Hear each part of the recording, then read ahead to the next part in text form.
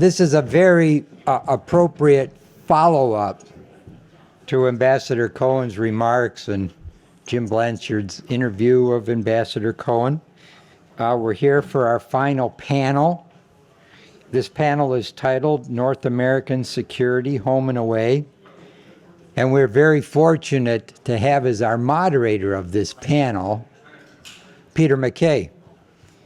Peter is a member of our executive committee, and he's a very well-known politician and military and political expert in Canada. As has been mentioned earlier, he served as a member of Parliament, and in that capacity he became the Attorney General of Canada, and he served as the Minister of Defense, among other very important and prestigious positions, and he holds a leadership position in the Conservative Party in Canada. And of great note and importance, and a surprise to him, if you were here last night, you already know this, he's the recipient of the Sidney J. Picker Award presented by the Canada-United States Law Institute, and he gets that award. For you who don't know, Sidney Picker was the founder of this organization in 1976. He realized that there was a need for a legal and policy forum for the issues facing Canada and the United States. And he's the one who had the brainchild of forming this institute, and he looked around for the right university. He found the University of Western Ontario. The institute was supported by both the Canadian government and the US government, and it's been strong and active ever since. And the reason it is because we have people like Peter MacKay who roll up their sleeves, bring their expertise, volunteer their time, lead panels, promote the events, and advise us on these important relations. So, without further ado, Peter, the panel is yours. We had one glitch right now. We're having trouble connecting General Andy Leslie, a general in Canada, a retired general in Canada. We hope that he's going to find his way to dial in, or we're going to be able to find him and connect him, but we're going to proceed in any event. So go ahead. Stephen, thank you very much, and thank you for those kind words of introduction and for the recognition, and to Ambassador Jacobson, Ambassador Blanchard, who I think is still with us, and to all of you. It's wonderful to be back, to be three-dimensional, so to speak, after so many years, months of Zoom calls, and great to be back in Cleveland. Just as you were regaling everyone with a little bit about my career in politics, I'm reminded now, being on the outside of public office, that it's a bit like what Lyndon Johnson said about being in elected office. He said, you know, politics is a bit like being a jackass standing in a hailstorm. All you can do is stand there and take it. And that is sometimes how it feels, and it is a relief actually now to watch others do it from a different vantage point. And we have a wonderful panel here of experts on some very important and timely subjects, as Stephen has alluded to, and in particular, the security apparatus and infrastructure of North America right now, which has never been, in my view, faced with bigger challenges in terms of our necessity for modernization, our necessity to prepare and insulate ourselves from vulnerabilities and threats, external and otherwise. And so to get into the discussion, I'm going to be very brief in my introductions as well. These bios are available, but starting to my left with Catherine Lavelle, which has a nice French-Canadian ring to it. And on avait les Québécois ici aujourd'hui. Bonjour, bon après-midi. And so Catherine is a professor who has also spent time in Canada. And, may we? May we. And was the, if I'm correct in saying this, the Fulbright Scholar at the Monk School in Toronto. And so not only her proximity here in the United States, but actually spent some time in Canada, and I think it's fair to say has a very good understanding of some of the politics, the dynamics, and the appreciation that both our countries have for the sensitivity and importance of the Arctic and how that plays into North American security. And so we'll look forward to getting into that discussion. And further to my left is Professor Andy Doctoroff, who also has a really specific but really interesting role vis-a-vis Canada-U.S. Economic relations, Canada-U.S. security, as far as our trade relations, and really is the person tasked with the construction of, in my estimation, the most important infrastructure link that we have between our countries, and that is the project to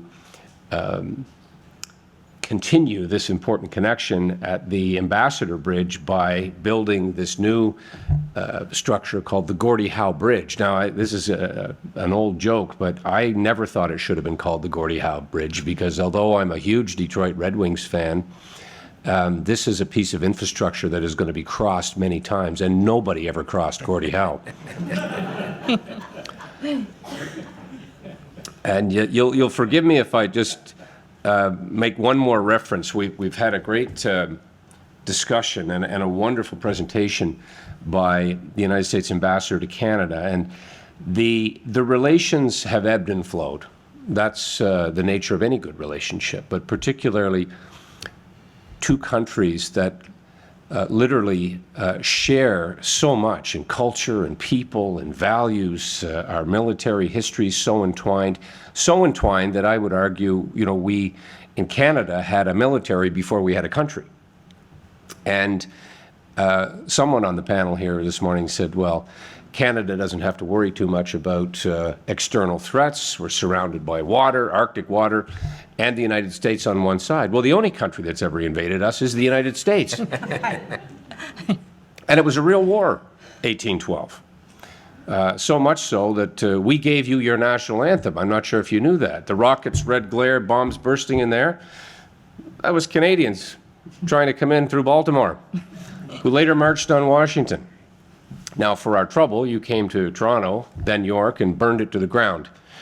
And I was given the great honor to speak to some cadets at West Point one time, and I reminded them of this history and said, the understanding was that when you came to Fort York and then went on to really torch the entire city, that they were looking for the Stanley Cup. But I said, then as now, you won't find the Stanley Cup in Toronto. Although they did win last night. Perhaps if I could, Catherine, I'll start with you. The Canada-U.S. relationship, of course, plays such a big role, even though many of our citizens may not realize this. And even more so, as citizens of both countries, we don't think about the Arctic, except perhaps in sometimes romantic notions of what it represents. But as far as the future security concerns, but even more so in the immediate sense, things such as critical minerals, energy reserves, ongoing conflicts, legal conflicts that exist around jurisdictional lines. If you would, and I'm giving you a very broad question and an opening here, but in your understanding, what is the most pressing of those issues from the Alaska perspective, but with your knowledge, your extensive knowledge as well of the Canadian Arctic, let's call it the high Arctic. What of those concerns do you feel that our collective citizenry should be most concerned about? Yeah, well, thank you for that question and the introduction, and also thank you for inviting me to participate. It's a huge honor to be here with the other people on the panel, and also to speak to the Canada Trade Law Institute because of its illustrious history and the amount of prestige that's attached to it. So I'm very honored to be here. With that said, the Arctic, as we've had a little bit of a cheating here going on because we had a little bit of a preliminary conversation, and I think the most important thing to remember when we think about the Arctic is that unlike other regions of the world, there isn't a clear set of mountains or a clear river to demarcate where it starts and stops. So the Arctic could be defined as the Arctic Circle. It could be defined politically, as American law defines it, to include the Aleutian Islands and then the Arctic Circle everywhere else, which is kind of quaint. And it could also be the tree line. There are many, it could be the countries that front on the ocean. So there are these many different definitions.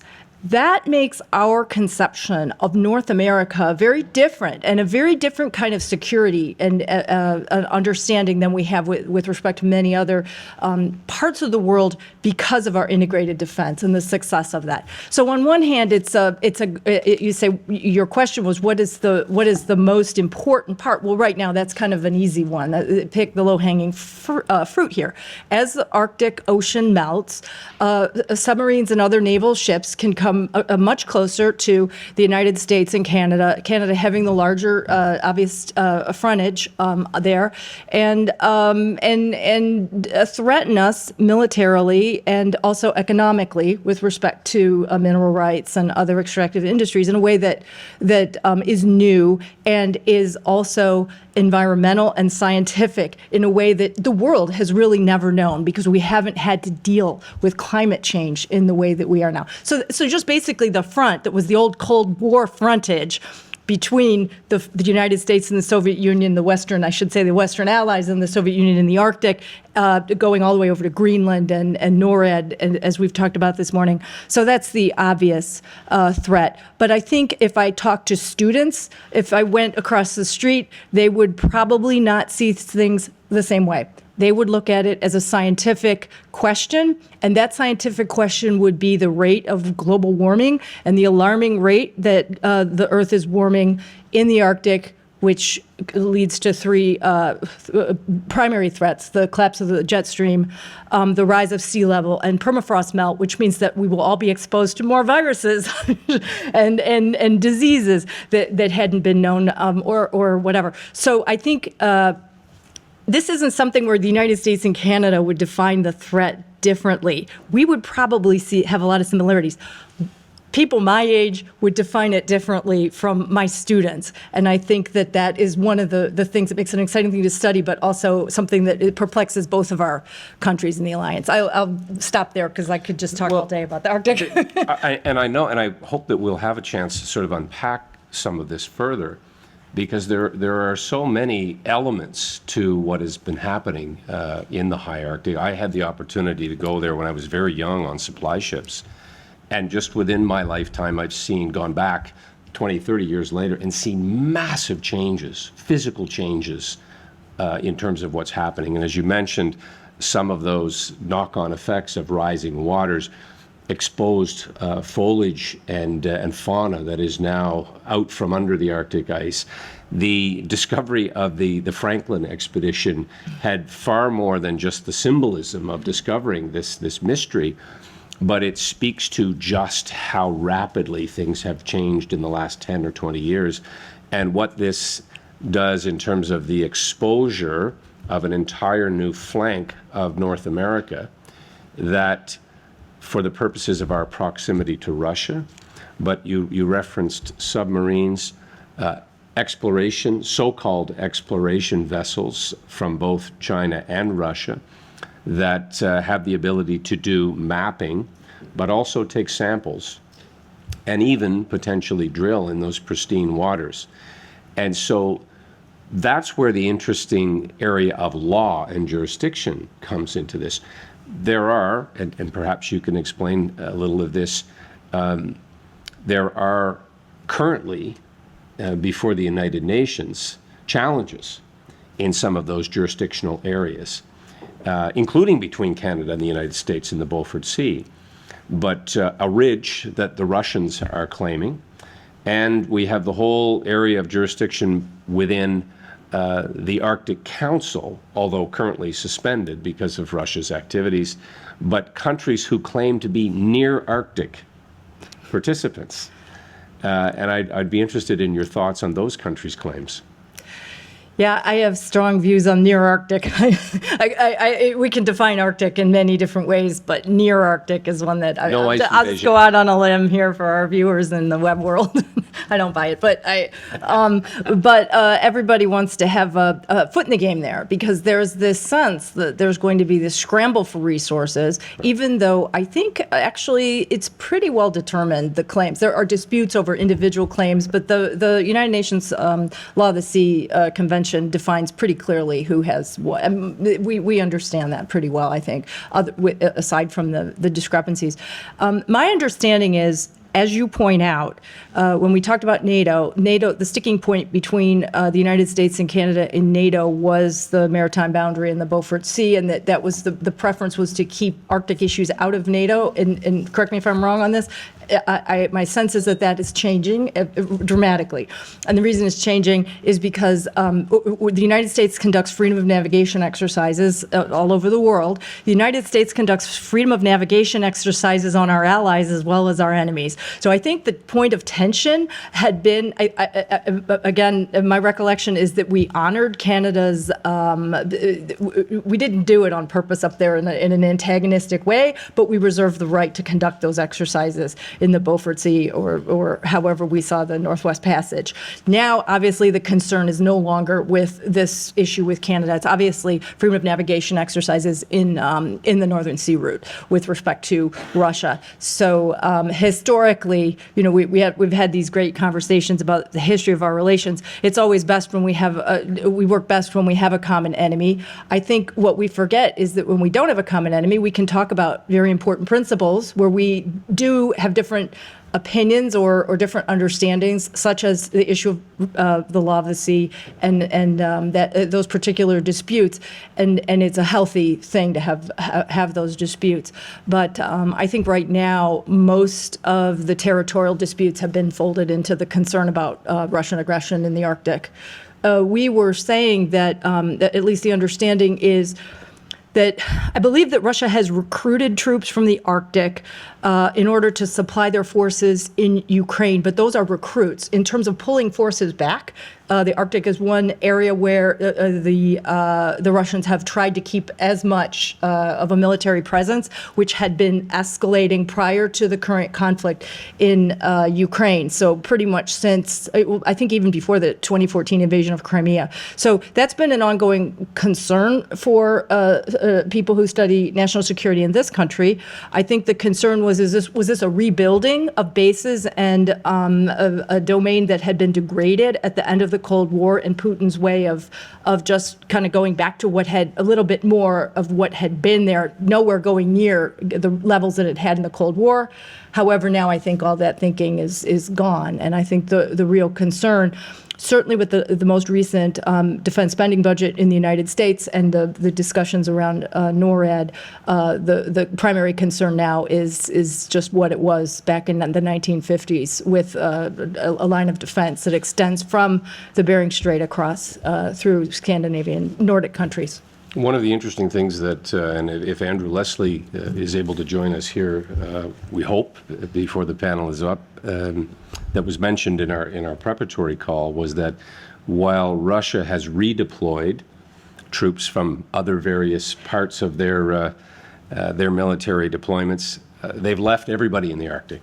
They have not redeployed anybody to Ukraine as a result. We need to be aware of these realities. But I think they want to take people who are not currently in the military from as far away in Siberia as they can. So I hate to say they don't know what they're getting into because they don't have internet access, as we know about the NORAD modernization efforts. A lot of that has to do with bringing really good internet service to the Arctic. So so you have people who are so far from Moscow, they have no idea what is going on in that war until they actually get there, which is just another level of evil. And in addition to the tremendous challenges of operating probably 7 months of the year in the Arctic, the communication system and low satellite communication is extremely challenging in that environment, to say the least. Well, I just have to quickly put in a word for Jeff the Wade, our Case Western, one of our founding people here. financed the Western Union Telegraph expedition that was supposed to lay the original telegraph line across the Arctic. That didn't work because they got it laid in the Atlantic. But anyway, you're absolutely right. Getting a really good communications network up there is a priority, I think, for both countries. Definitely, and we'll be part of that modernization, to be sure. Andy, I want to bring you into the conversation, and people may not see the immediate connective tissue here between the Arctic and the project that you're involved in between Windsor and Detroit. But in terms of building big infrastructure pieces, this is probably the premier project that our two countries will undertake, somewhere in the range of $4 billion, as I understand. You can give us more of the detail, but perhaps walk us through where we are and what the challenges will be, given the demands to keep this major artery of trade and connective flow of people and goods across our border at Windsor-Detroit. Well, thank you. And thanks to everyone for being here. And I also appreciate this invitation to speak before the Institute. I think that the connection that you're talking about is one of security, but just a different type of security.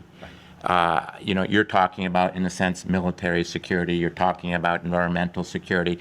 With the Gordie Howe International Bridge project, we're clearly talking about economic security. There are also other types of security in terms of being able to securely access sources of energy, which is a subject that came up this morning with Line 5. So really, I do see there being a great overlap between even what we're talking about going on in the Arctic and the Gordie Howe International Bridge or Line 5 and other comparable infrastructure projects. But before I answer your question about what's going on, I wanted to jump off of something that came up this morning, or maybe with the ambassador, which is the perception that Canada is not doing its fair share militarily. From my vantage point, I am in awe of Canada's not only doing its fair share, but doing well more than its fair share.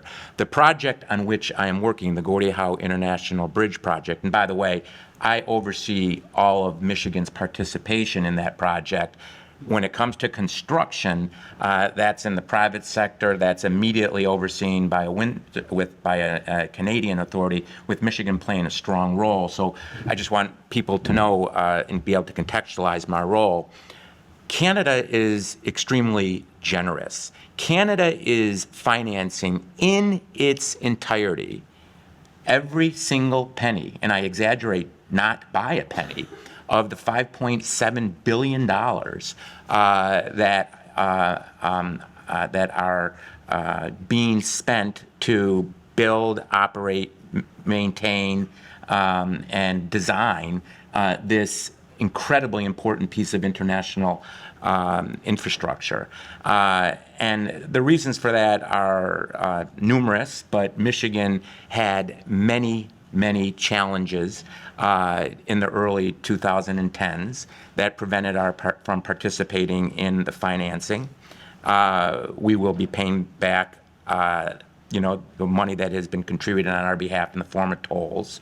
But not only is Canada financing the bridge and the I-75 interchange, which is an important part of the project, but it's financing even the construction of the United States port of entry, which of course is an incredibly important state-of-the-art security facility that we should talk about when it comes to protecting the border. Can I ask you a little bit about that? Because I Sure. do understand that the technology, and there was demonstrable need to improve and modernize the technology.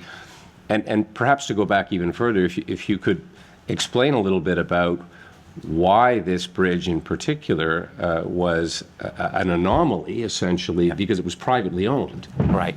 And, I believe the number is somewhere around 25% of all merchandise that moves in and out of our countries was at that choke point. Yeah, the word choke point is one that I was actually just going to use. The Detroit-Windsor border crossing, that trade corridor, is by far, by a factor of many, the busiest trade crossing along the United States-Canadian border. And you can cite all sorts of statistics to talk about just how critical this crossing or this trade corridor is to both of our economies. When I say both, I'm not talking about Michigan, I'm not talking just about Ontario, I'm talking about regional and national in both countries. And the linchpin, the single linchpin that was able to accommodate and currently is able to accommodate commercial traffic was the 95-year-old Ambassador Bridge that was and is privately maintained and owned. And that bridge, is in a state or has been in a state of disrepair such that a few years ago, slabs of concrete were falling onto the streets of Windsor, Ontario. Often you will see long lines of semis backing up into Windsor that has to wend its the semis have to wend their way through about 17 or 18 street lights through the downtown Windsor area. And there's reporting in like Harper's magazines that the trip across the border for some truckers is so daunting, or was so daunting, that they had to travel in diapers for fear that they would not be able to timely get out of their car. And so we have a very vulnerable, privately owned, major border crossing that's serviced by that single bridge. And again, the Maroons, and I don't want to speak ill of anyone, and I'm not going to, have been, portrayed by many as not being good stewards of the public's interest. So what's Just to be clear, this is the owner, the yeah. family that owns the Yeah. Maroons. So the vision behind That's not a name you made up. No, it's Moroun. Okay. But the vision behind our bridge, Got it. that again Canada is generously financing in its entirety, is to provide four functions. The first is to increase the capacity to handle expected increases in traffic flow. There will be a need for greater capacity, which is why our bridge is 6 lanes. The second one is to have that seamless border, which allows for just-in-time delivery. The third is redundancy, so that we are not dependent on just one bridge. And the fourth one is to make sure that our technology is state of the art, so that we are, doing what we can on both sides to protect the security of, both countries at the ports of entry. And Andy, would you say or agree that we have very recent examples, one being the pandemic, but in the case of Canada, in February of last year, we had this truckers' strike and demonstration, which really exaggerated some of these needs at that particular border crossing. And has that led to any modifications or any changes in this fast tracking or having the ability on both sides of the border to accelerate these trucks that need, in many cases, that keep the auto sector and are the lifeblood of the auto sector? I would say the answer to that question is no, but the reason why is because the Windsor-Detroit Bridge Authority and our concessionaire, Bridging North America, entered into a contract that has a very clearly understood schedule for when various components of the bridge will be completed, including the main span. And that's not easily alterable. But I will say what that incident, those few days underscored, was the imperative of having, this bridge built and open to traffic as soon as possible, so that these types of threats are not going to be as worrisome as they perhaps are right now. A final thing that I didn't mention about one of the purposes of our bridge is that it provides for the first time ever at this invaluable, very busy trade corridor, it provides highway-to-highway connectivity, so that someone who has to make a just-in-time delivery to, say, a facility, an assembly facility, can literally go from highway through customs, which are, going to be very advanced and technologically sophisticated, onto I-75 in Michigan to their ultimate destination. So it allows for planning in a way that is not currently, feasible. And that will, again, create economic security. It will make our economies, both of them, that much more stronger and predictable. And speaking of planning, and I want to come back to Line 5, because this is also a very important, timely part of this overall project. But the security element, I want to come back to a discussion on what, if any, preparations are made for future shutdowns at that border by interference, by cyber, for example, attacks, or physical attacks. The fear has always been if that particular bridge was damaged in a way that stopped traffic altogether, this could cripple the North American economy in many ways, given what's at stake. But if we could leap back to the Arctic for a minute, Catherine, speak for a moment, if you would, about the challenges of building infrastructure in the Arctic and the energy sector and the importance that that may play. For our part, the Canadian side of the Arctic, to give it some perspective, is about 30% of Canada's landmass, but only about 200,000 people spread out over that massive land, which is a neighborhood in Toronto or Mississauga. Alaska, I suspect, to some degree, is the same. You have massive land territory to cover, but very sparse population, difficult to justify, let alone bring about the actual completion of infrastructure builds in a place like Alaska. Right. Well, that's such an important question, and it was an important question, certainly going back to the territorial status of the state when it was territory, but then when the statehood debate emerged in the 1950s, the difficulty of building infrastructure in Alaska was certainly played a role because of the cost. There's no economy. The economy of Alaska, at least then, was pretty much what it is now, which is fishing, oil extractive industries, mining, and to a certain degree tourism now. But so there was a considerable degree of concern that the United States government, the federal government that is, would have to pick up the bill, particularly when President Eisenhower wanted to build the interstate highway system and the thought of the cost of that.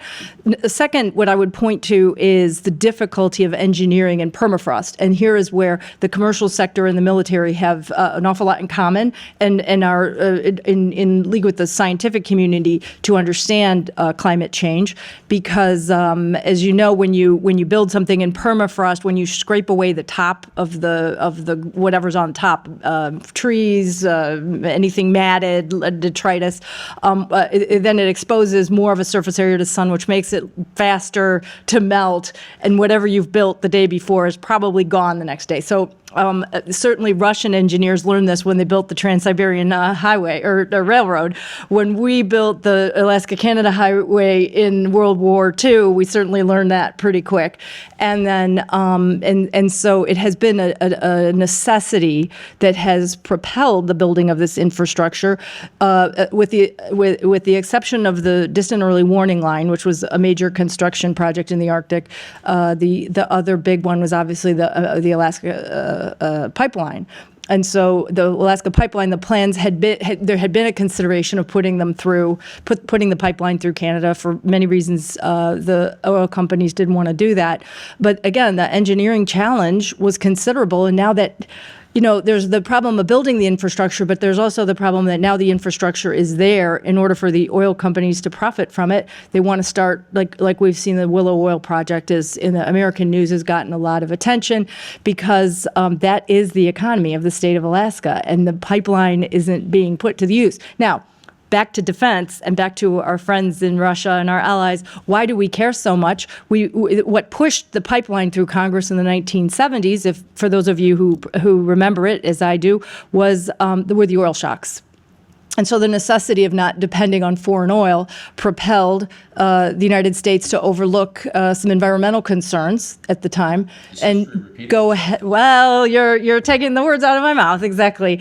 I would argue that in many respects we're seeing that now, where we're playing this balancing game with not wanting to rely on foreign oil, or at least wanting to rely on the oil that is provided by our close allies, and then at the same time realizing that in doing what we are doing, we are ultimately making the planet even less safe and contributing to all of the acceleration of all the processes that are going to create bigger problems down the road. So When you say your closest ally, I'm being provocative, but I'm assuming you're meaning Canada, not Venezuela.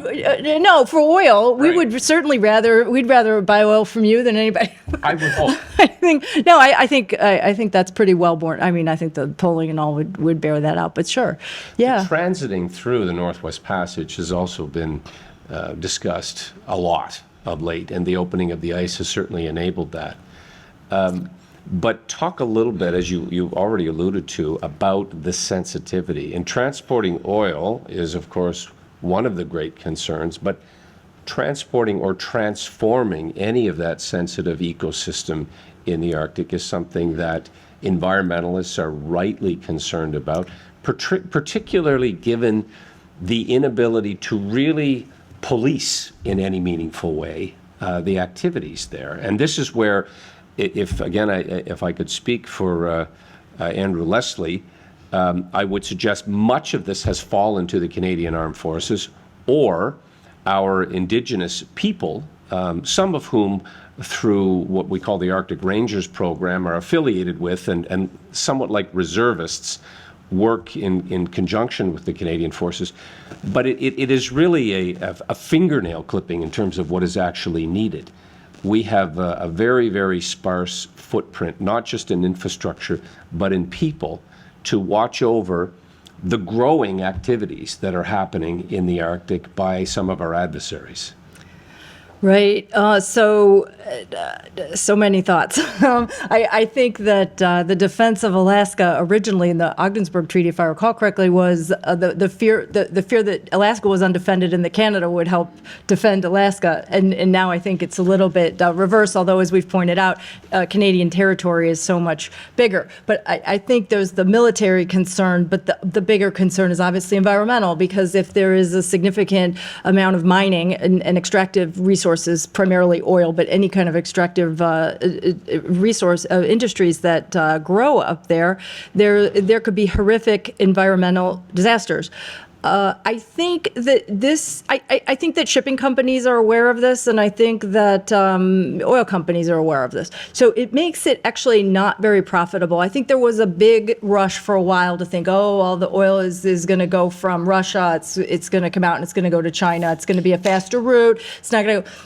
Shipping is an industry that works best when you load and unload at ports. So let's stick to the Russian side for a minute, because as you pointed out, the Canadian port system is not developed, and there's not a rail link to the rest of the Canadian infrastructure like there is in Russia. So you would have to have ports or you could load and unload. And that just isn't what goes on in the Russian Arctic. So if you have a bad year where the ice doesn't melt, it's not as navigable, you have a bad year where you start to have environmental issues where you have to pay for things, it doesn't look as economically feasible when some of the land routes are actually becoming much more sustainable, the rail and the other links across Siberia and going into China and whatnot. So I think some of that gets overplayed a little bit. But, I think the indigenous rights question is a formidable one, and the role that people play in their own transformation. So the people who are living with the effects of climate change change in both, in North America, but in both the American and the Canadian Arctic are people who didn't ask for this. They didn't bring it upon themselves. I think Americans are surprised when they learn that Native Alaskans tend to be very supportive of oil projects. The Willow Oil Project was supported by the major Alaskan Native groups, with the exception of the group that is where the project itself is going to be located. So, it's a catch-22. You need the infrastructure.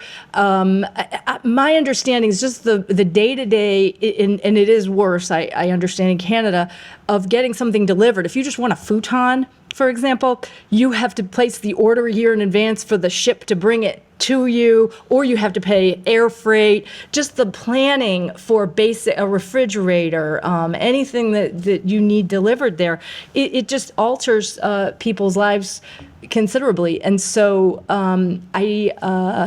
it's how those people want to govern their own destinies is something that ties us together, because the transnational action has been something that's really helped us have low tension.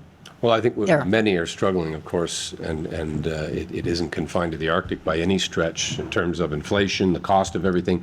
But in the Arctic in particular, it is prohibitively expensive for nutritional food, let alone some of the amenities that we sometimes take for granted, in large part because of shipping. There are fuel issues as well. And so I'm going to come back to you, Andy, in terms of these critical elements of being able to move goods and relying on big projects like the Gordie Howe Bridge, but energy in particular, and the ability to transport fuel. Liquefied natural gas, of course, is a big part of the North American future still, in my view. I was glad to hear Ambassador Cohen reference this as something that's part of our collective future, because I think many have taken a little bit of an appetizer suppressant now as a result of some of the security pressures that we're under. But that Line 5 is a critical artery for transporting energy. And nobody is denying for a moment the importance of doing this properly and using the best environmental technologies and respect for that construction phase. But can you give us a little bit more insight on that project and the degree of cooperation necessary between our two countries to get us to that point? I'm going to answer that question, but I first want to add something to your prior conversation about the difficulties of building infrastructure.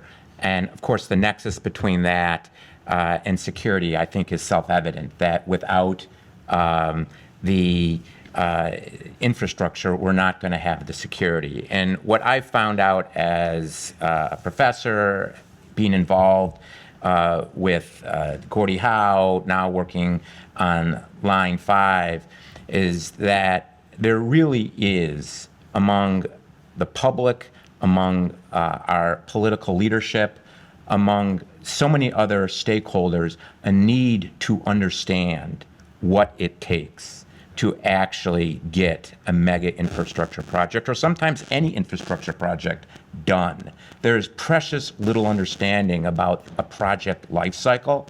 So if I could wave a magic wand, I would try and create a binational, given our shared interest in security, analytical bureaucracy, where that type of knowledge that can overcome the inevitable attrition, the inevitable questions that are grounded in, I would argue, ignorance that necessarily often arise, so that we could do infrastructure more easily, more quickly, in a way that's more efficient, so that our shared security could be enhanced. Andy, but still my beating heart. You know, when I was Minister of National Defense, and I've noticed that General Andrew Leslie has joined us, and I'm sure this will ring in his ears, procuring anything, whether it's nuts and bolts or fighter aircraft, has bedeviled governments the world over. But here in North America, hearing you say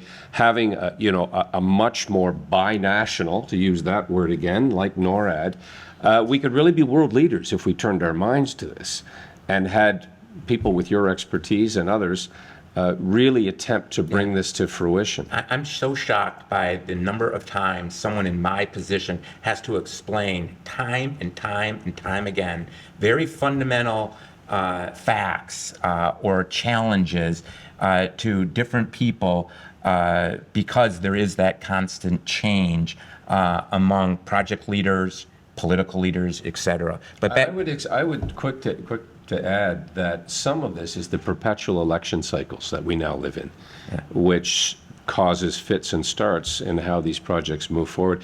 If you'll allow me, Andy, I want to bring General Andrew Leslie into our conversation. And I had the good fortune to work with him over a period of time when I was at National Defense.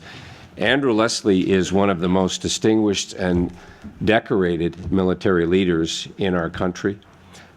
He has served on multiple deployments around the globe, including in conflict zones like Afghanistan. He's received much recognition for this. He went on to continue a life of service by entering the battlefield of politics, where he served as the chief government whip of the current administration and has innumerable battle scars in both of his career pursuits, but has distinguished himself in every way. Andy, welcome to the discussion here in Cleveland. Thank you for making time to join us, and you've joined at a perfect time or inflection point where we've talked about the need for infrastructure builds. We've been talking about the challenges that we face collectively as nations in the Arctic, the external threats that are there. You, as commander of the Canadian Army, not only were deployed, but also have taken part in operations like Operation Nanook. You've commanded both reservists and regular force, including some of our Rangers. Talk a little bit about some of those subject matters as the home game and the home guard in the Canadian Arctic. Well, thank you, Peter, and my apologies to the distinguished panel and the audience. As a side script, I was once put in command of all the communications architecture, the communications regiments, the cybersecurity. And so when I go completely offline for about 65 minutes while I'm supposed to be at a conference, my temper tends to get slightly elevated. So for reasons beyond my control, here I am, for good or bad. Our pristine Arctic, which we and of course the United States share, is in the Canadian context undefended. Now, it's illogical to assume that Russia would try to launch an invasion of Canada via the Arctic, but certainly they have aspirations to exploit the priceless mineral wealth and perhaps hydrocarbons on the Arctic floor. And their track record of meeting environmental standards is never been good, and now it's lower than ever. And of course, Russia is at war with Ukraine. They're making incredibly aggressive noises about NATO. And in the context of defense, Alaska has 22,000 American Armed Forces personnel stationed permanently in Alaska. Canada has less than 300. Alaska is that big. The Canadian Arctic is that big. So we need to do more to provide surveillance, to assert sovereignty, to make sure that people don't get tempted to exploit the incredible natural resources out there, while ignoring the almost, to most Canadians, our Arctic is sacred waters, and certainly to the local populations. Andy, so we have to step up to the plate. If the personnel issue, which is obviously pressing, and we could talk about retention and recruitment, but what are the big pieces that we need in order to meet that challenge, or to even start to meet that challenge? We had Ambassador Cohen here, and there was some discussion already about the need to modernize NORAD, which is, it sounds great. The monetary commitment is there. The discussion is advancing. But tick-tock, time is really going by, given all of the circumstances that you and everyone is aware of. Well, what we have to do in Canada is get our defense procurement systems sorted out, and we have to implement programs quickly. And we've seen it happen before. Peter, when you were the Minister of National Defense, and others of both political stripes, were able to get equipment into the hands of the troops very quickly. Within a matter of months, we got tanks. Within a matter of 2 to 3 to 4, we got new helicopters, and the list goes on. So we know the system can respond. In terms of the Arctic, we need new information systems and surveillance systems. We need to be able to see what's happening in our Arctic in conjunction with our allies in NORAD, the United States. But as well, we need new satellite systems to look down. We need new people to have a presence, more Canadian Rangers, exemplary volunteers who are just amazing in what they do. And I know you've been up north with them on ski patrols or skidoo patrols. We need more soldiers stationed there, once again, to have a presence. We've talked about a naval port for 30 years, but no action's been taken. Canada is essentially, over the last little while, last decade or so, not stepped up to the plate, ensuring that our portion of our contribution to NORAD has been met. Andy, a specific question, and then I'm going to come back to our panel here, but within the context of a renewed NORAD and a modernized system of systems, as you say, that has to include surveillance and satellite surveillance, but missile defense has always been an awkward discussion in Canada. And there was some reference to it here already in terms of a cultural difference as to how Canadians view the necessity to have weapons on our territory. And yet we were able, to your earlier point, procure for Ukraine a missile defense system, which never touched down in Canada. It was sent directly into that theater, as it should have been. But it has a lot of people who wear green, yourself formerly, talking again about the necessity of having our own binational joint command missile defense system for the purposes of NORAD. Well, Peter, my following comments are not meant to imply or infer that I'm not proud of my country. I am. I'm extraordinarily proud, and I was proud to be a Canadian soldier, and I have the utmost respect for those who still are. But as well, it's time to speak truth to power to the current government and, quite frankly, their failure to adequately provide basic resources to their Canadian forces. The Canadian Armed Forces has no ground-based air defense systems now. Perhaps the Army, more importantly, has none, and we're perhaps the only army of an even slightly modernized nation that has none such. Should we be contributing to anti-ballistic missile defense? Well, in the old days, essentially, we were all going to die should war be declared, mutual assured destruction. Now, with Russia rampaging, it's increasingly likely that the potential for 1 or 2 of these missiles to be sold by, for example, Russian generals is high. And they could end up on freighters off our coast. And should a couple come towards Canada, who's going to knock them down? We're not members. We should be contributing. We should be doing more with the United States to make sure there's deterrence in place and effective capability. Andy, coming back to I asked you, I think, in general terms, an earlier question about your assessment of the threat to the existing and future bridge between the United States and Canada and other similar structures along the border. That obviously forms part of the discussion in your planning stages. Well, the existence of the new bridge, the Gordie Howe Bridge, is intended to address the concern. The fact is, as I suggested earlier, it will provide redundancy. And, the premise of the entire bridge project is that there will be 2 international bridges that cross the Detroit River. So that if there is, for example, God forbid, a terrorist incident, there will be the ability to continue to transport goods and people across the Detroit River So they're in not going to mass. close the Ambassador Bridge? No. There's no plans for that? Look, you have heard certain claims in court pleadings about the economic impact of our bridge, the Gordie Howe, on the Ambassador Bridge. But I think it's safe to assume that SEMCOG, regional transportation planners, assume that there will be, and we do need, 2 bridges. The EIS that was done approximates that going forward into the future to handle various transportation needs and traffic increases, we'll need 10 lanes of traffic.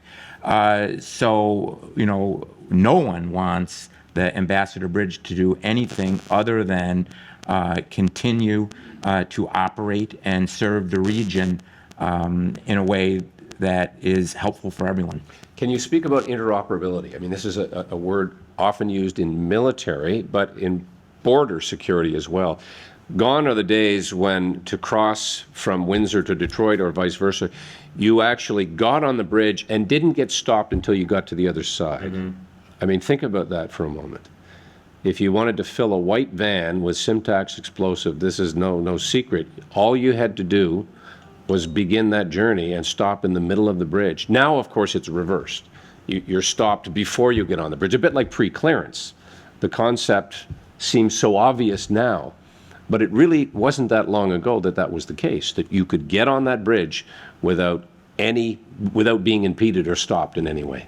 Yeah, I do not want to step into an area that is not mine, where I'm saying things that I'm not confident about. But what I do know for sure is that the design of our bridge was done in very close collaboration with the CBSA and the CBP in the United States. And both of the border crossings, where the tolling takes place, where the inspections take place, are designed in a way that is really forward-looking to mitigate the risks that you're talking about and hopefully eliminate the risks that you're talking about. Can I say something really quickly about this? I think on the question of infrastructure, as long as we're on it, I'd like to just say 2 quick things about what General Leslie said.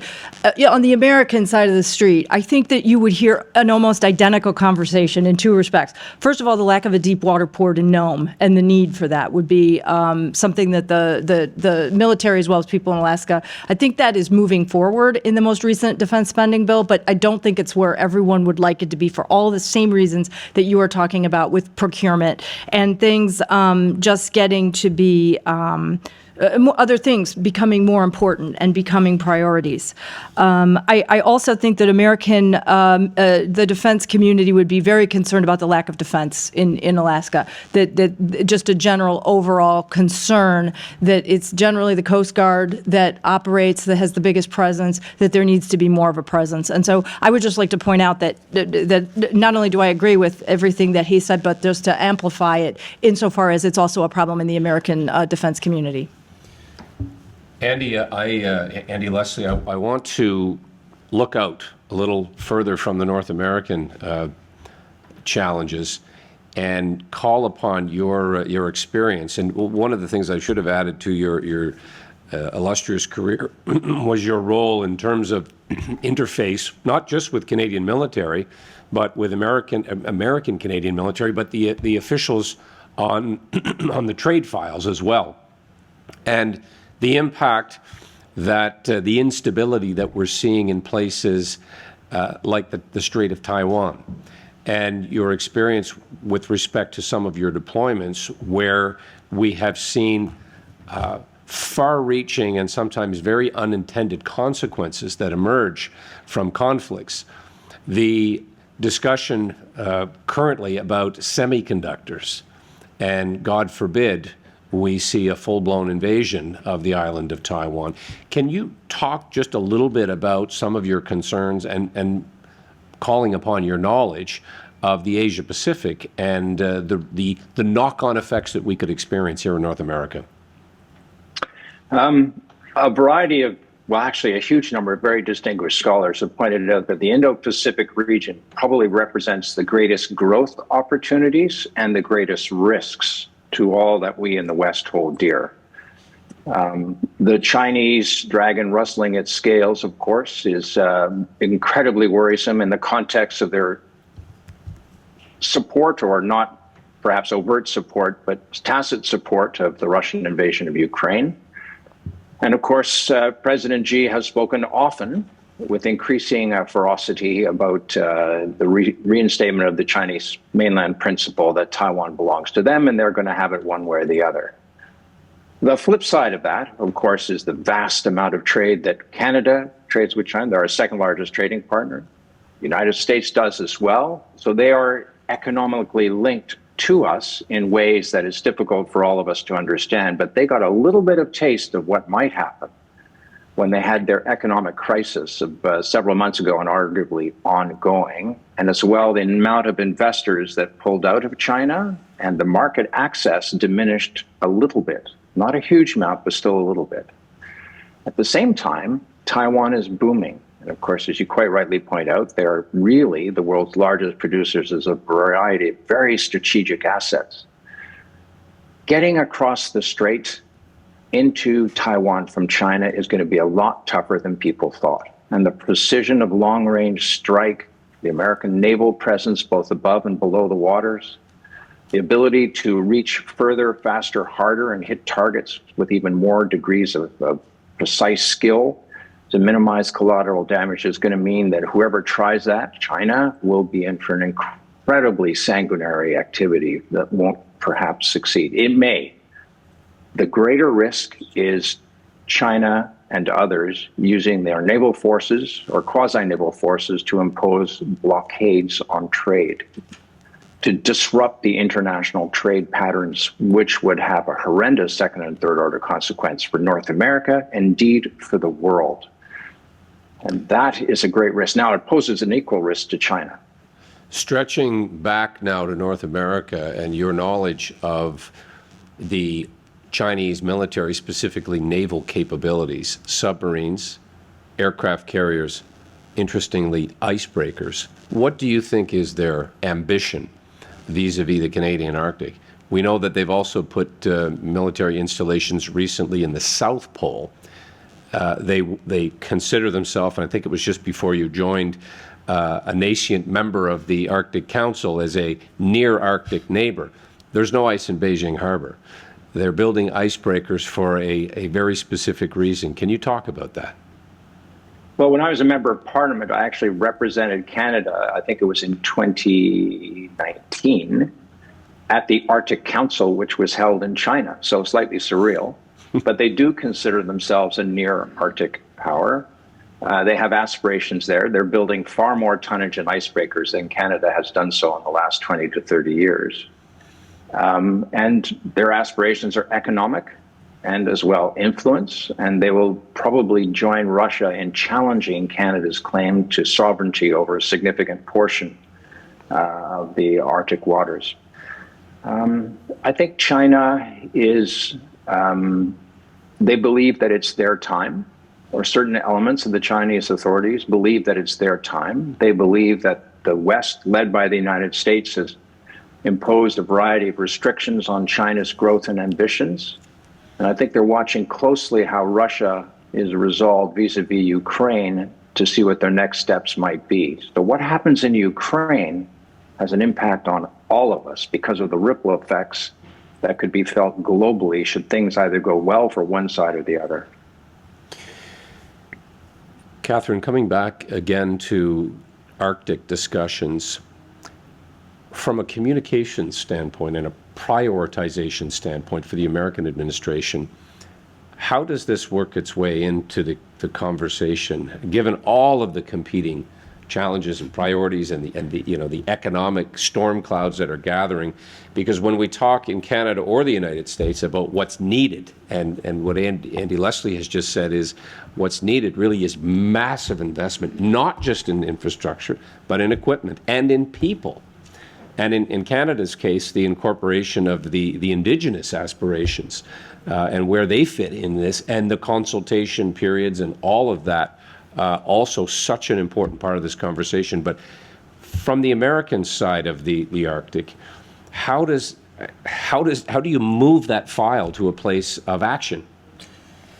Yeah, I think there needs to be an amount of investment and of the kind that you're talking about. I think in just leaving it to Alaska for the moment, what Alaska needs is to have those companies and those commercial opportunities be headquartered and located within Alaska. So it seems that when you're overly dependent on an oil economy, you're going to have the same kinds of problems that Russia's having right now. So the problem is in Alaska is that the major industries have headquarters. The cruise ship lines are headquartered elsewhere. The oil companies are headquartered elsewhere. So you need, at least from my development perspective and looking at different Arctic territories and countries, you need to have investment that is generated within and works for the people who live there.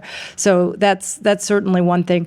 It's not a priority. I mean, I know it's a priority for me because I'm very interested in it. I think it gets the attention, as you pointed out at the very beginning. It captures people's imagination because of the polar explorations. The polar explorations, as you know, are a big problem for Indigenous people because they brought measles and social diseases that killed off chunks of the population. So looking for the Franklin expedition, the Greely expedition, those in our imagination, those were heroic ventures, perhaps, but to other people, they brought death and destruction. And so understanding those different histories is very important to try to work with the people who are in the region, understand why they don't like scientists, why they're very skeptical of people like me who are social scientists. I get it. And I think that we have to understand where these problems came from in order to go forward. But right now, let's not kid ourselves. Right now, in the American military, China is just much more of a concern. And I might disagree a little bit about how much importance China places on the Arctic, because it seems to me China wants to be positioned there. I'm not sure Russia ultimately will welcome Chinese submarines en masse if they were going to go. But that just might be a minor quibble. But certainly the American geostrategy is concerned with China much more than the Arctic. If I can add to that. Please. Because again, we're talking about the linkage between infrastructure and security, which entails actually getting infrastructure done. Right. One of the key things that so many people overlook is the need to consider how any infrastructure project impacts those who are located closest to it. And one of the reasons why the Gordie Howe International Bridge project, I believe, is succeeding is because we have been scrupulously attentive to what we are doing and how that affects the disadvantaged communities, particularly in Detroit, who live in the neighborhood where the bridge will land. And so Canada and Michigan worked together to come up with a very, I would argue, groundbreaking, model establishing community benefits vision that really helps smooth the way for the projects that we all agree are necessary. And so you don't want your conversation about infrastructure to be based solely on engineering schematics, on safety standards. You also, which are very important, you have to look at how they actually impact the people who are stakeholders in the projects, but not of the project itself or themselves. And that requires great empathy and sensitivity. So the problem that you're referring to about completely capsizing or toppling certain parts of a culture do not occur, whether we're talking about indigenous populations in the Arctic or disadvantaged people in Southwest Detroit. I really agree, and that they're not so far away. That they don't even know them. They're environmentalists in Ohio. I think that's really important. Thank you. And it's interesting, we're talking about the heartland in many ways of Canada and America in terms of this massively populated and movement of goods and services and people and all of these considerations, and the most remote parts of our country. And yet some of the considerations are the same. I would overlay the political imperative too. And I think Andrew Leslie will agree, as recovering politicians, that it has to matter less who gets the credit, because these projects inevitably take time. And if there are these fits and starts, and we've seen it in procurement many times, where an incoming administration changes the commitment or abandons the commitment, but a project of the size and scope, the biggest, quite frankly, that we've seen in my lifetime, a comparator might be the Big Dig in Boston, but that was solely in one city, in one jurisdiction. But the overlay of politics plays an enormous role. And for somebody with an engineering or a legal or a military background, that is the intangible that is often very hard to understand and hard to punch through. And it is an incredible risk. Yes. Look, the Gordie Howe Bridge project is incredibly fortunate because it has been supported tightly. It has been embraced tightly by successive administrations in Canada at the national level, in Michigan at the state level with Governor Snyder and now Governor Whitmer, and in Washington with President Biden, and then, you know, President Trump was not a friend of the project, but he did not get in the way of the project, and obviously before him, President Obama, who issued the presidential permit. Without that political continuity, you know, I don't know how these projects occur. And the key thing is for project planners to think ahead and communicate as needed so that you can get the buy-in from different administrations over time. And so I think that point is critical, and that requires a broader understanding of what infrastructure is, why it's so important, why it connects us, and why it should be a nonpartisan issue. A do no harm approach. A quick word from you, Andy, on that subject matter. I think it's certainly fair to say that military investment should not be a partisan exercise. And yet, I think on both sides of the border, sadly, we've seen examples of where it has been. Yeah.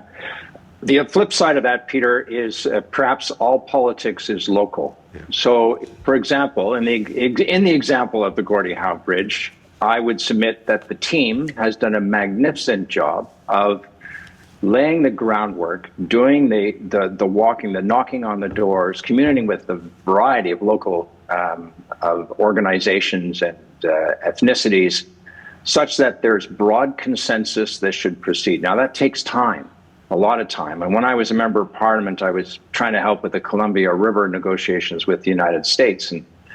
And there was some frustration from some folk about the length of time it was taking to engage in consultations with Indigenous populations, the locals, and then the stakeholders, both upriver, downriver. The point being is that it's working. And some of these things do take time. But for goodness sake, I know the other Andy is saying this as well. Once you start one of these mega projects that are so valuable to our combined economies, you have to fight like a wounded badger to make sure that they aren't canceled or they don't fall prey to local, not local politics, but national politics. Yes, and success has thousands of parents and failures an orphan. I'm going to now open the floor. We don't have a lot of time left, and I know people perhaps have travel arrangements, but we've got terrific expertise here available to you if you have any questions that you'd like to pose to the panel. Yes, sir. Am I on the air? Yeah. First, a remark. I submit to you that icebreakers are good for something besides breaking ice.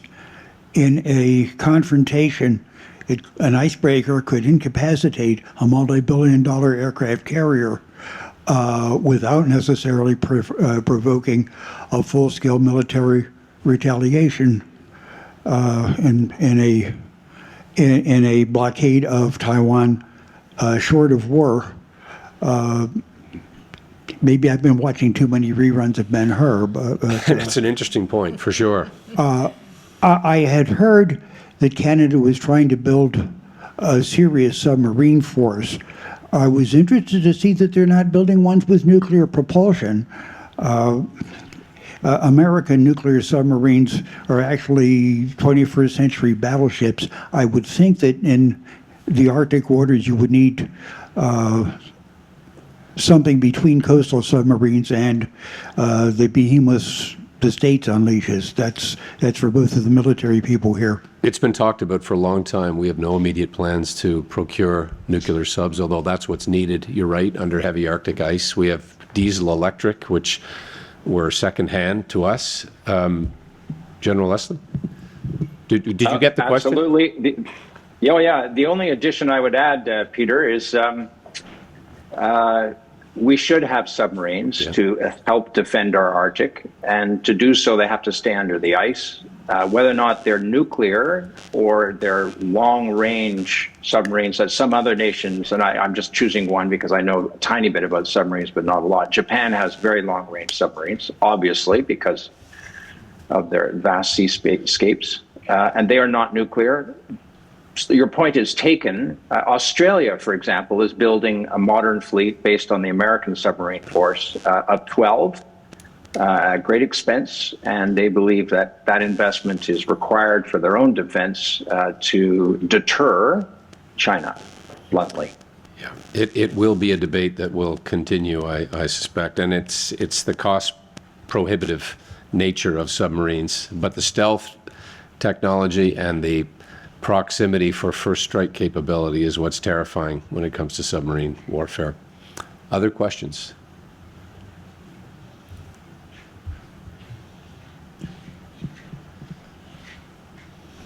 I have an infrastructure question. With the pandemic, we saw major disruptions at the major ports, at least in the United States.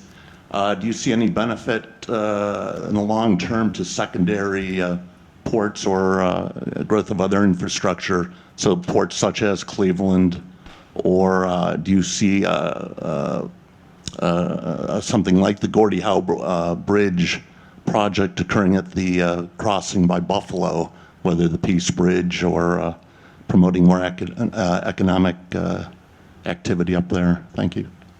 I'm not sure I understand the question if it's directed to me, so I apologize. Can you rephrase it? Just in terms of with the disruptions we saw in American ports with the pandemic, you saw greater activity at secondary facilities and other ports. And I'm wondering if you'll see that. Is that going to be a long-term change, do you see? I honestly don't want to say something that I'm not familiar with, so I don't know the answer to that. Fair enough. And is there more activity? Do you see competition coming from such the Peace Bridge or crossings in the Buffalo area? You know, obviously, the hope is for us not to compete with the Peace Bridge, given the distance from, Detroit. But when it comes to COVID, the relationship between it and infrastructure, as I would personally describe it, is that it has significant contractual implications as to who's going to assume the risk for so-called acts of God or pandemics. That's a significant issue. And I also think that if COVID does come, as it has, and it has affected many infrastructure projects, the question is how do you mitigate that risk? How do you plan around it? Which obviously requires great expertise in planning. I think we want as many points of crossing, safe crossing, as we can in the country, and some of that involves major infrastructure, some of it less so, but it has to be also coordinated through immigration and our border services. And there's been a controversial issue you probably didn't hear as much about here, involving a place called Roxham Road in upper state New York, and people basically flowing into the country unimpeded. And so that was one of the discussions between President Biden and our Prime Minister, and I think progress was made, but smooth border passage is a critical component for both our countries. And I know all ambassadors over the years have been seized with this issue, and I think we've made big improvements. Stephen?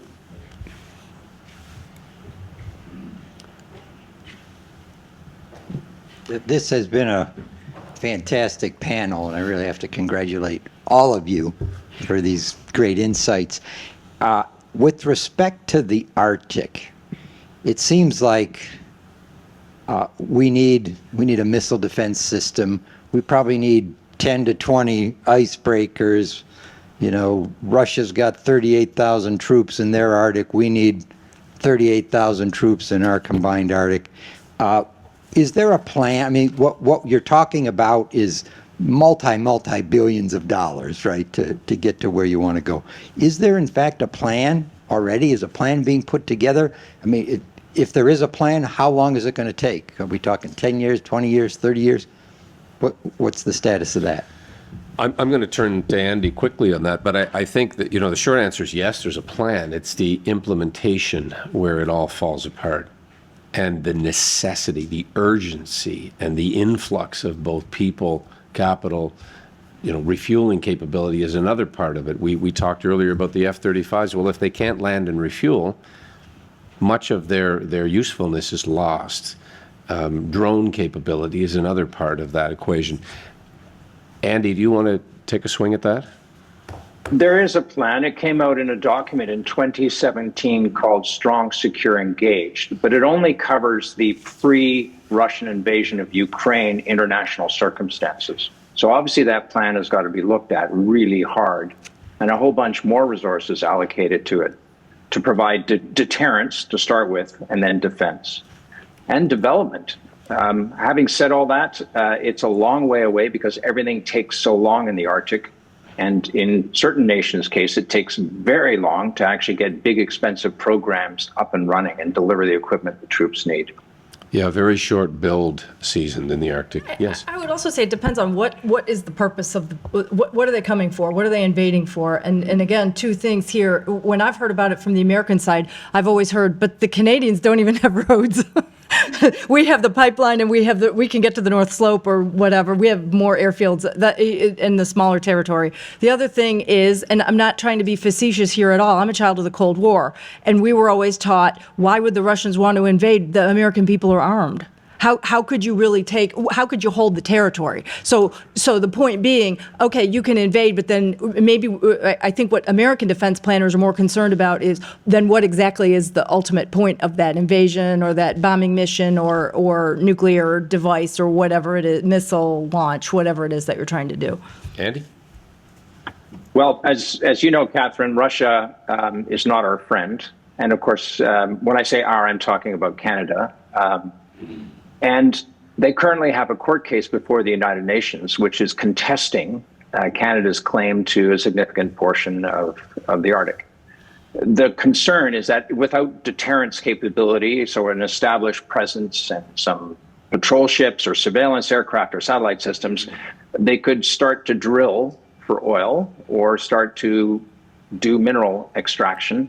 And literally, probably wouldn't know about it until they're well established. And then what do? Do we go to the United States and say, oh, the nasty Russians are here, we need your help, not in a case of war, but they're infringing on our sovereignty to extract wealth, which we don't believe is legal or lawful? Well, okay. So now we've involved the United States in another potential United States on Russia confrontation when it should have been handled by us, a sovereign nation.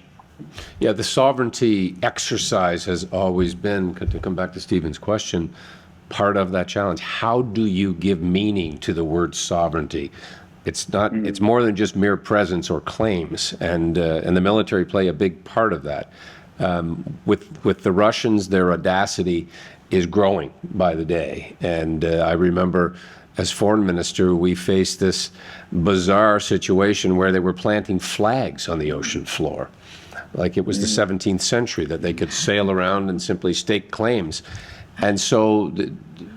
This sort of unpredictability has given way to an audacity now that, of course, is playing out in the most horrific way in Ukraine. I just learned 24 hours ago that Sweden paid for that mission, for those Russians to plant that flag. Oh, did they? Yeah, nice little detail. It was a scientific mission, and the Swedes paid for it anyway. But yes, you're There's a absolutely lot of right. An awful lot conspiracies of to going that.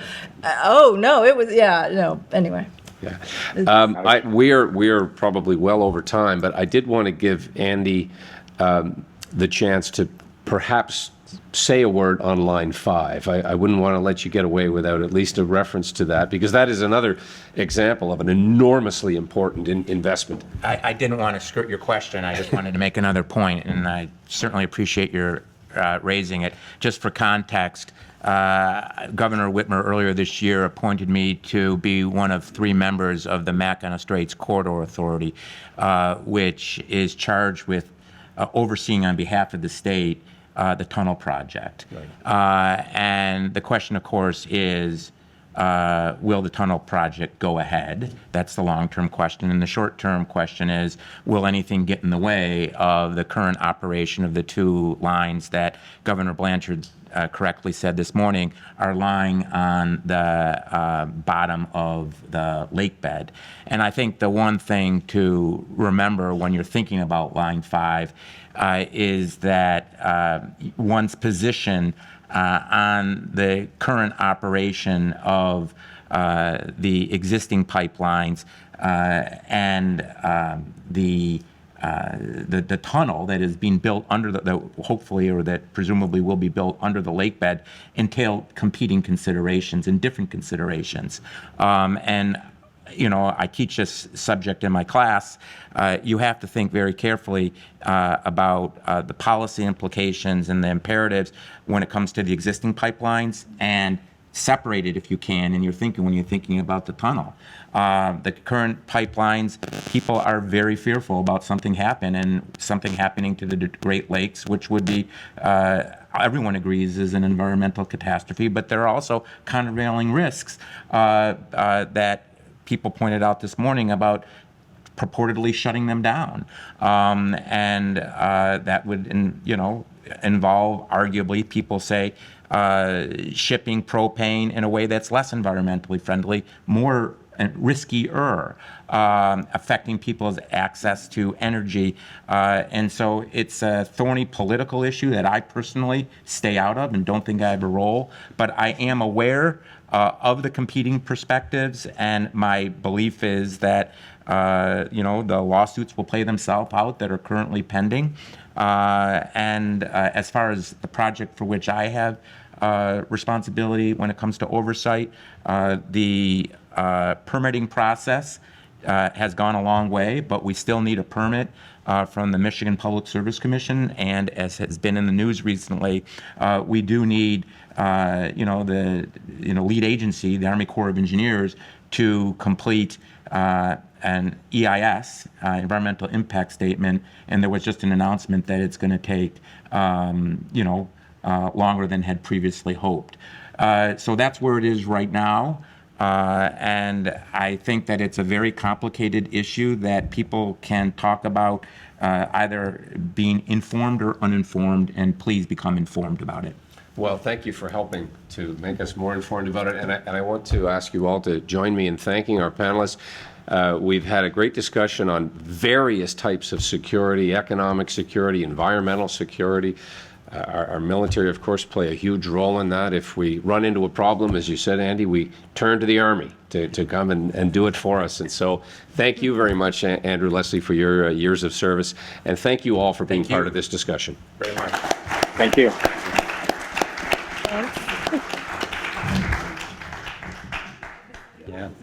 I'll turn it back to you, Steve. Great. Thank you very much, Peter, Catherine, Andy Leslie.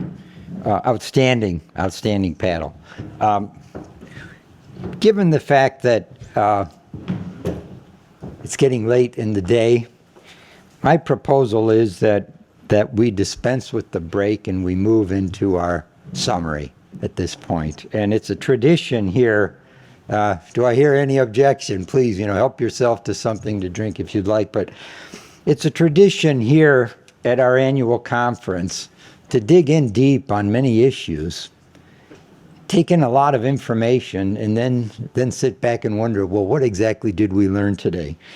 So we have someone, and it's Kai Carmody, our Canadian National Director, who comes in, he pays close attention throughout the conference, and he summarizes for us and assimilates what we've learned. So Kai comes to us from the University of Western Ontario. He's a member of the Faculty of Law there. He teaches courses in international law, public law, international trade law, and international business transactions. He's been a visiting fellow at Georgetown University and also at the Jean Monnet Center for Regional and International Economic Law and Justice at NYU Law School. Kai is a noted legal expert on international trade, climate change, and Canada-U.S. relations, and he's widely published in those areas. So Kai, over to you. Thank you, Steve. I'll be very brief in my my remarks today.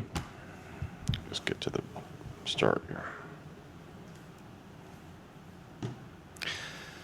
I've attended these conferences since the year 2000, with a couple of lapses recently due to the COVID-19 pandemic. And the subject of this year's conference, Stronger Together, Leadership for New Security and Economic Challenges, promised to be one of the more interesting and immediately important annual conferences. And I say important because it's evident that the last few years have brought about challenges that were probably present in the past, but not so nearly visible or pressing as they appear today. Challenges that now seem acute and that seem to threaten our common way of life here in North America. As the title of this conference suggested, we're in great need of leadership to address them. These challenges are apparent. They consist of topics that have been the subject of previous annual conferences: climate change, economic renewal, continental defense, but also subjects that have been given new urgency and acuteness, and indeed poignancy, by what we see now happening, taking place beyond our shores and beyond our borders.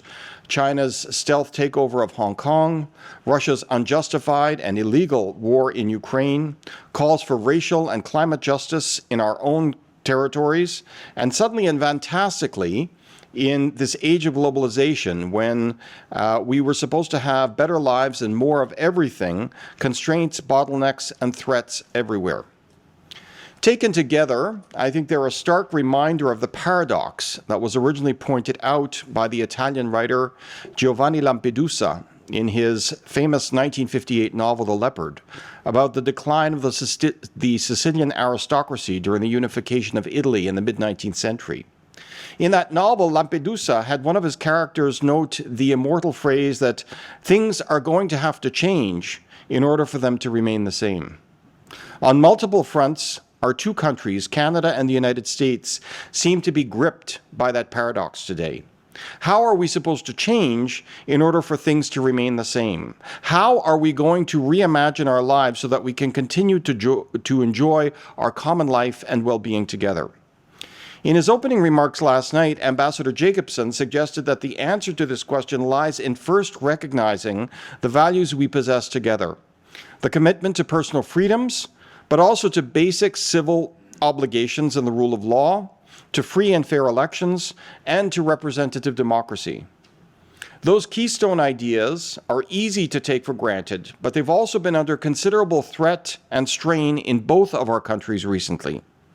They're emblematic of the urgent need on both sides of the border to rebuild and reinforce and reimagine our communities. Much has been made about the possibilities that are presented to us by the internet and social media, which are often touted as adding so much to our lives, but less often do we pause to think about what it is that they might have taken away from us, and the way in which so many people today are isolated, silenced, and alone.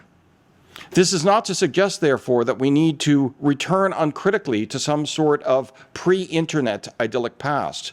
As I've mentioned in my closing remarks at previous conferences, and Steve always tasks me with this onerous job of closing remarks at previous conferences, in many ways, the past was not so idyllic. We have to remember that, and we have to remember, as Lampedusa wrote, that things are going to have to change in order for them to remain the same and hopefully to get better. So there's an element of change in keeping things as they are, but there's also an urgent need to address what is new threats and new challenges. Last night, Ambassador Jacobson suggested that we have to work on big things together in order for the smaller things between our two countries to sort themselves out over time. And what are those big things? Well, chief among them, among all the panels that we heard from today, is the idea of our relationships. Our first panel, chaired by Diane Francis, emphasized the point that relationships matter. As she noted, we're sort of like siblings, not neighbors. At the same time, there's a constant need, at least on the Canadian side, to be seen as and recognized and relevant to that relationship, to be equals and not junior siblings. As James McCartan pointed out, the summit between the US President and our Prime Minister a few weeks ago was long in coming. There were open questions about President Biden's commitment to Canada, and as Robert Schoenberger has observed, probably some cleanup from the past that needed to get done. However, the war in Ukraine has been a pivot and has helped to bring both Canada and the United States together to reinforce their relationship. But as Robert Schoenberger also pointed out, it has also emphasized how the extreme degree of interdependence between our two economies means that any real rupture between us is probably unthinkable at this point. It probably means that we are going to have to continue to live and work together and to work out our differences peacefully in a mutually respectful way. Another issue which the two countries have had to grapple with recently, and a common theme returned to again and again in this last day and a half, has been the issue of climate change.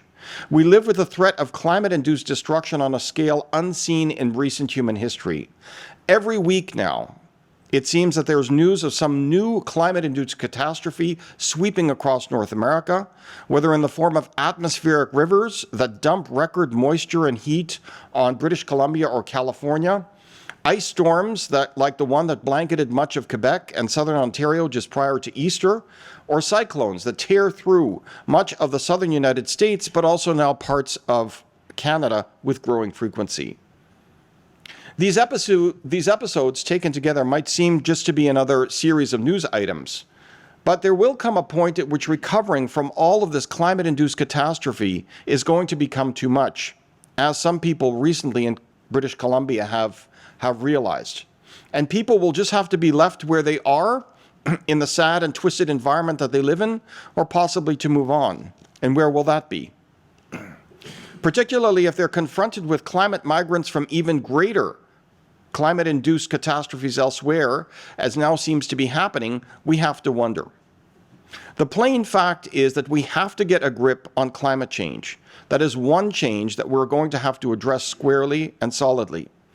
We have to be moving as fast as possible towards net zero carbon emissions, and the question is, are we moving fast enough? That question is something that came up on our critical minerals panel. Jeff Labonte and Russell Singer emphasized that critical minerals are critical, or that critical minerals are critical to our clean energy and to reducing our environmental footprint. And Jocelyne Douaret detailed Quebec's efforts to build a forward-thinking circular economy to draw its critical minerals sustainably and responsibly. Another area where we have to be thinking about working together is on big things like defense. Ambassador Jacobson's remarks last night that Canadian Prime Minister Trudeau's continued resistance to meeting Canada's 2% commitment to defense spending was telling. If we can't agree even to do that much, then our ability to protect our relationship and our common way of life is a big question mark. Now, as Ambassador Cohen emphasized at lunch, perhaps there is a Canadian way out of this dilemma. James McCartan also suggested that intelligence about the Prime Minister's statement, that Canadian defense spending on to NATO partners may have left something important out. We may see what that is in the form of Canadian training operations going forward and aid for Ukraine. I was heartened in reading The Economist magazine several months ago to note that Canada was one country that was identified by The Economist as supplying operatives to Ukraine, something that certainly raised my eyebrows and probably that of many other people who are interested in defense. But also in Canada's contributions to civic reinforcement efforts in Haiti and in Mexico, and Canada's decision to join the Indo-Pacific Economic Strategy and NORAD modernization. There's also the matter of threats and threat assessments, which, as Ambassador Cohen intriguingly pointed out, is perhaps the real way we should be measuring Canada's defense spending.